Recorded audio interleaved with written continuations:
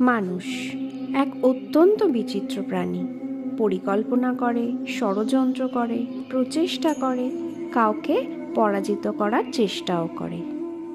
সাপকে একটা দড়ি মনে করে হাতে চেপে ধরারও চেষ্টা করে, কিন্তু একটা কথা বুঝতেই পারে না, সময়ের এই সাপ একা হাতে চেপে ধরা কখনোই যায় না। আর আপনি যা করবেন তা আবার ফিরে আসবে আপনারই সামনে। দেখুন, এতে কিছুই কারোর যায় আসে না যে আপনি কুম্ভকারের পুত্র না কৃষ্ণের পুত্র। যদি আপনি অনুচিত কর্ম করেন তাহলে আপনার সাথেও অনুচিত হবে। অশুভ কর্মের কারণে আপনার সাথে অশুভই হবে। কুরু বংশ অত্যন্ত মহান বংশ ছিল, কিন্তু কি হলো তার সাথে? একটা গোটা বংশ বয়ে গেল, কারণ ওনাদের উদ্দেশ্য অশুভ ছিল। অন্যদিকে 5 জন বনবাসী পাণ্ডব মহাভারত বিজয়ী হলেন, কারণ তাদের উদ্দেশ্য শুভ ছিল।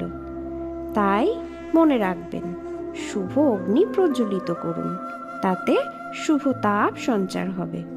অশুভ অগ্নি প্রজ্বলিত করবেন, অশুভ তাপও প্রজ্বলিত হবে, তাই নরকেও জ্বলতে হবে। তাহলে কি বুঝলেন? ভালো থাকুন, ভালো রাখুন, আর আমার সাথে বলুন রাধে রাধে।